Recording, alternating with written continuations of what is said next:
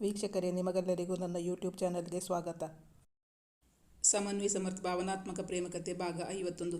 ಅಂದು ಸಂಜೆಯ ಟೀ ತಯಾರಿಸುತ್ತಿದ್ದಾಗ ಕುದಿಯುತ್ತಿದ್ದ ಟೀಯನ್ನು ಸೋಸಲೆಂದು ತೆಗೆದಾಗ ಕೈಜಾರಿ ಸಮನ್ವಿಯ ಎಡಗೈಗೆ ಬಿಸಿ ಟೀ ಬಿದ್ದು ಬಿಟ್ಟಿತ್ತು. ಅವಳಿಗೆ ಉರಿ ತಡೆಯಲಾಗಲಿಲ್ಲ. ಅವಳು ಉರಿ ತಡೆಯಲಾಗದೆ ಕಿರಿಚಿಬಿಟ್ಟಿದ್ದಳು. ಕೂಗು ಕೇಳಿ ಸುನಂದ ಮತ್ತು ಸುಮಿತ್ರಾ ಇಬ್ಬರು ಅಡುಗೆ ಮನೆಗೆ ಧಾವಿಸಿ ಬಂದಿದ್ದರು. ಹಾಲ್ನಲ್ಲಿ ತನ್ನ ಆಟಿಕೆಗಳೊಂದಿಗೆ ಆಡುತ್ತಿದ್ದ ಸನಾ ಕೂಡ ತಾಯಿಯ ಕೂಗು ಕೇಳಿ ಬಂದಿದ್ದಳು.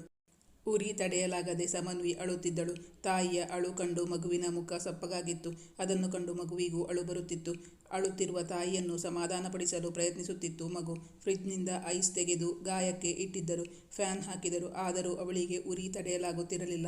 ಸಮನ್ವಿ ಅಳುತ್ತಲೇ ಇದ್ದಳು. ಅವಳ ಕೈಗಳಲ್ಲಿ ಗುಳ್ಳೆಗಳು ಬಂದೇ ಬಿಟ್ಟಿದ್ದವು. ತಾಯಿಯ ಅಳುವನ್ನು ನೋಡಲಾಗುತ್ತಿರಲಿಲ್ಲ ಪುಟ್ಟಕಂದನಿಗೆ. ತನ್ನ ಪುಟ್ಟ ಬೆರಳುಗಳಿಂದ ತಾಯಿಯ ಕಣ್ಣೀರನ್ನು ಒರೆಸುತ್ತಿದ್ದಳು ಸನಾ.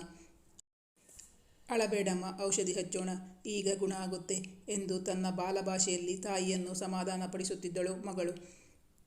ಅವಳಿಗೆ ಬಿದ್ದು ಏನಾದರೂ ಏಟಾದಲ್ಲಿ ಹಿರಿಯರು ಹೇಳುತ್ತಿದ್ದುದನ್ನೇ ಅವಳು ತಾಯಿಗೆ ಹೇಳುತ್ತಿದ್ದಳು.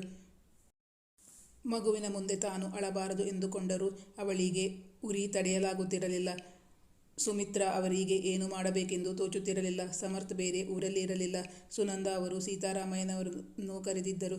ಮಾವನ ಜೊತೆ ಸಮನ್ವಿ ಆಸ್ಪತ್ರೆಗೆ ಹೋಗಿ ಬಂದಿದ್ದಳು. ವೈದ್ಯರು ಔಷಧಿಗಳನ್ನು ಮತ್ತು ಗಾಯಕ್ಕೆ ಹಚ್ಚಲು ಸಿಲ್ವರೆಕ್ಸನ್ನು ಕೊಟ್ಟಿದ್ದರು. ಸುನಂದ ಅವರು ಸಮನ್ವಿ ಬಳಿ ವಿಚಾರಿಸಿಕೊಂಡರು.